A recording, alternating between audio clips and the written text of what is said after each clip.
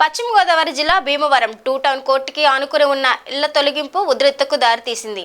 బాధితులు మాట్లాడుతూ గత 70 సంవత్సరాలు పైగా ఇక్కడ నివసిస్తున్నామని, గతంలో ఇళ్ల పట్టాలు కేటాయించామని చెప్పి ఈ రోజు ఆదివారం ఉదయం నుంచి ఉన్న పలంగా ఇల్లు జేసీబీలతో పోలీసుల బందోబస్తుతో పడగొట్టాలని, భార్య పిల్లలతో మేము రోడ్డును పడ్డామని, మాకు ఇళ్ల కేటాయిస్తేనే మేము ఇక్కడి నుంచి వెళ్తామని, మిమ్మల్ని నమ్మి ఓటు వేస్తే ఇలా మాకు అన్యాయం చేస్తారా అని అనుకోలేదు.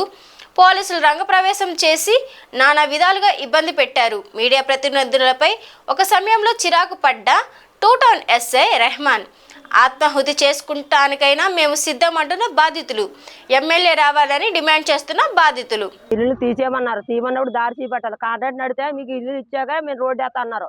పొద్దున్న చీకటితో వచ్చేసి జాగ్రత్తతో లాగేశారు. కొంపలని పగలు కొట్టేశారు. మా బతుకులు ఏంటి, అసలు మా అర్థం ఏంటి? నిన్న మొన్న కాదు, ఇక్కడే పుట్టాం, ఇక్కడే పెరుగు. మా తల్లిదండ్రులు ఇక్కడే చచ్చిపోయారు.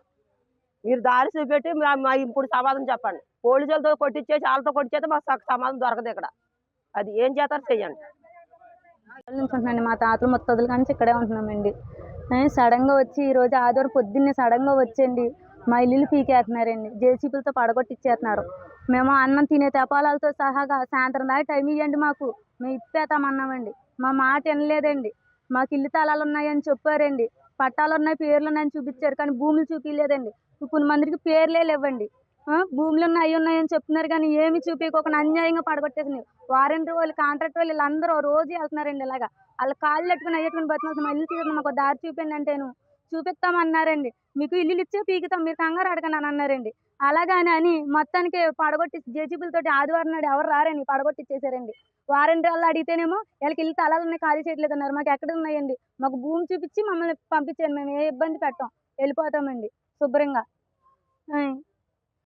ఈరోజు భీమవరం మున్సిపల్ క్రిమినల్ కోర్టు పక్కన గత అనేక సంవత్సరాలుగా సుమారు 10 కుటుంబాలు 40 మంది ఇక్కడ కాలువకి రోడ్డుకి సెంటర్లో జీవనం కొనసాగిస్తున్నారు.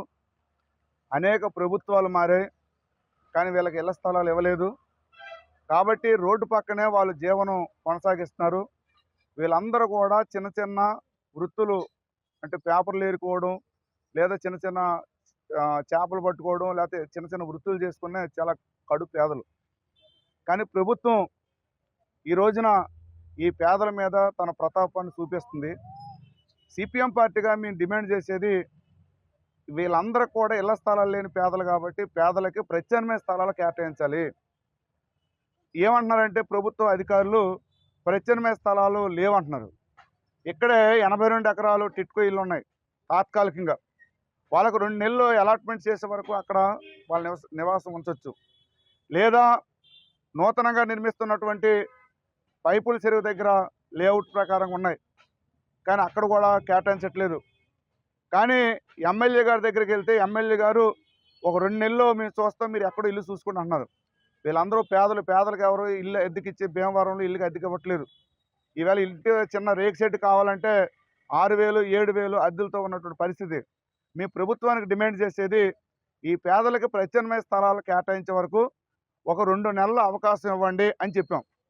కానీ మున్సిపల్ అధికారులు కానీ, ఈ రోజున పోలీస్ అధికారులు కానీ చాలా దారుణంగా, మున్సిపల్గా అధికారులందరూ కూడా పోలీసుల సహకారంతో ఈ పేదల మీద చాలా దౌర్జన్యంగా ఇంట్లో వాళ్ళని బయటికి తీసుకొచ్చి వాళ్ళ సామాన్లు బయట వేసి పొక్కులైన్లతో కూలగొట్టడం ఎంతవరకు సమంజసమని సిపిఎం పార్టీ ప్రశ్నిస్తుంది. ఒక పక్క చంద్రబాబు నాయుడు గారు అంటాం ప్రభుత్వ స్థలాల్లో ఉన్నటువంటి